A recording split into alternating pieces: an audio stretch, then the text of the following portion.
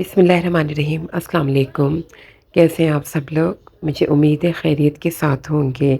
आज की recipe traditional रिवायती पाकिस्तानी ज़र्दा जो कि खाने में बहुत ही डिलीशियस होता है और देखने में बहुत ही कलरफुल, ब्राइट और ख़ूबसूरत लगता है।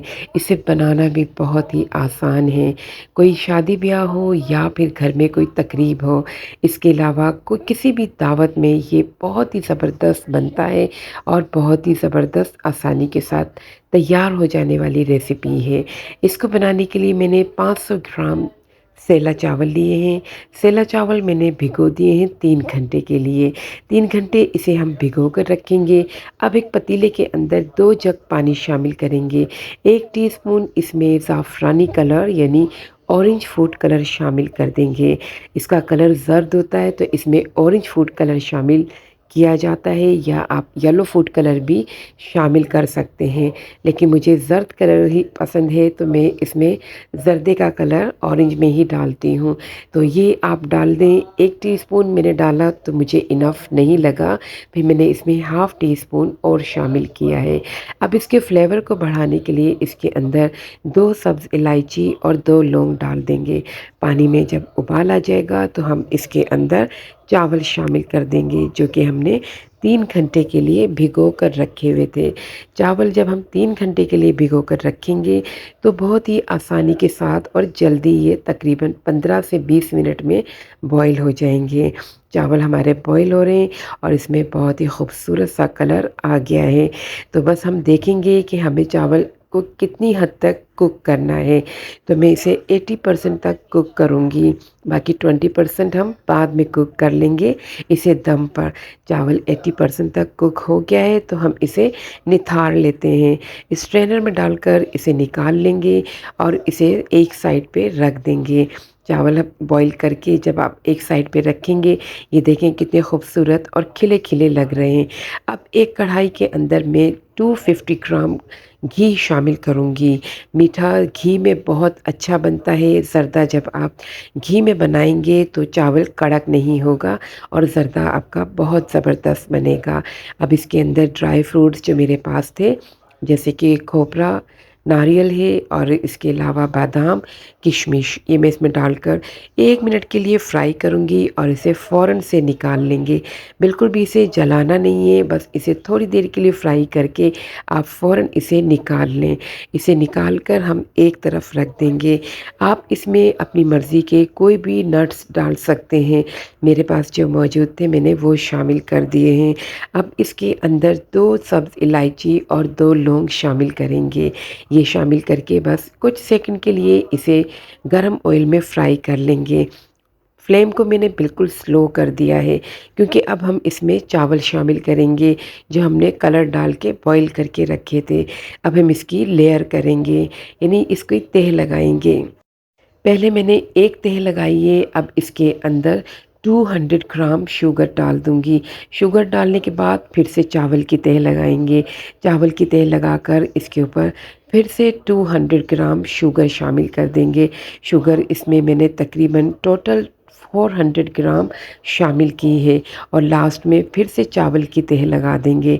तो ये इस तरह से आपको इसकी लेयर बिछानी है और ये लेयर करके हम इसे अच्छी तरह से जब चावल इसके अंदर ऊपर बिछा देंगे तो हम इसे बंद करके 10 मिनट के लिए मीडियम फ्लेम पे पकने के लिए छोड़ देंगे। क्योंकि हमने इसमें शुगर शामिल की थी इसलिए शुगर का शीरा बन जाएगा। लेकिन इससे पहले हम इसे थोड़ी देर के लिए मिक्स कर लेंगे ताकि शुगर और चावल आपस में मिक्स हो जाएं। तो ये अच्छे से जब मिक्स हो जाएंगे तो हम इसे कवर करके मीडियम फ्लेम पे 10 मिनट के लिए 10 से 15 मिनट के लिए पकने के लिए छोड़ देंगे ताकि शुगर का जो सिरप है वो चावलों के अंदर अच्छे से मिक्स हो जाए। आपको इसके लिए अलग से चाशनी बनाने की ज़रूरत नहीं पड़ेगी। ये बहुत ही जल्दी और मिनटों में तैयार हो जाता है। पाकिस्तान की बहुत ही स्पेशल डिश है और बहुत शौक़ से खाई जाती है।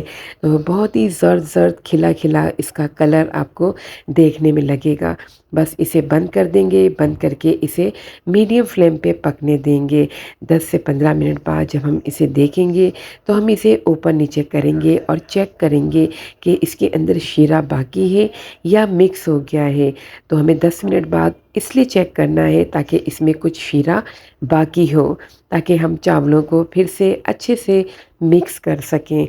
हम चावलों को शीरे के अंदर ऊपर नीचे करके अच्छे से मिक्स कर लेंगे ताकि मीठा लेवल में आ जाए और चावलों में हर तरफ चला जाए।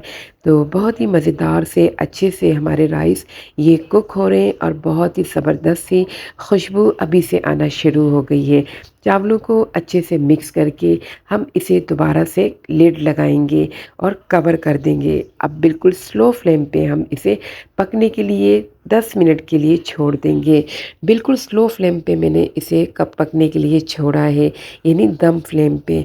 अब हम चेक करेंगे तो चावल में शीरा बिल्कुल अच्छी तरह से एब्ज़ॉर्ब हो चुका है और बहुत ही खिला-खिला सा हमारा चावल ये रेडी हुआ है।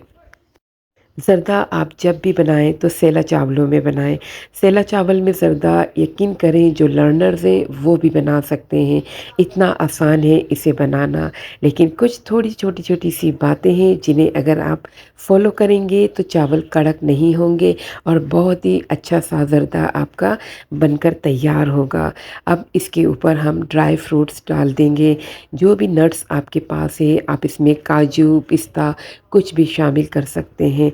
तो ये नट्स हम इसके ऊपर डालेंगे। इस तरह दिखने में ये बहुत ही खूबसूरत लगेगा और बहुत ही ज़बरदस्त किस्म का हमारा ज़र्दा बन के तैयार हो जाएगा।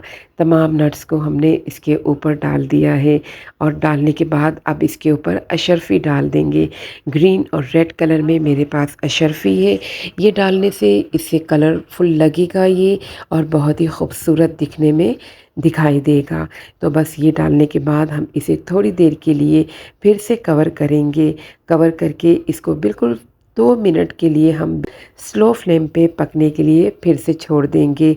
आप इसमें खोया भी शामिल कर सकते हैं या इसमें आप चमचम और गुलाब जामुन भी शामिल कर सकते हैं। जिस तरह आप चाहें उस तरह से इसे तैयार कर सकते हैं। तो बहुत अच्छा सा ज़बरदस्त पाकिस्तानी ज़र्दा हमारा रेडी हो चुका है। इसे हम डिश आउट करते हैं। आप देख सकते हैं कि कोई चावल भी नहीं टूटा है और चावल का दाना-दाना अलग नज़र आ रहा है। बहुत ही ज़बरदस्त और ख़ूबसूरत ये ज़र्दा बना है। मीठा भी इसमें बिल्कुल एक्यूरेट गया है। तो मैं आपको बिल्कुल एक्यूरेट रेसिपी बता रही हूँ। आप बिल्कुल यही इंग्रेडिएंट्स यूज़ करते हुए इसे बनाएँगे तो बिल्कुल परफ़ेक्ट रेसिपी आपकी तैयार होगी। मैं फिर से रिपीट कर देती हूँ, 500 ग्राम राइस में मैंने 400 ग्राम शुगर शामिल की थी और 250 ग्राम इसमें मैंने घी शामिल किया है। मिलते हैं फिर किसी और बहुत अच्छी रेसिपी के साथ। तब तक के लिए मुझे दीजिए इजाज़त और अपना बहुत रखिएगा ख़याल। अल्लाह हाफ़िज़। सब्सक्राइब और लाइक शेयर करना मत भूलिएगा।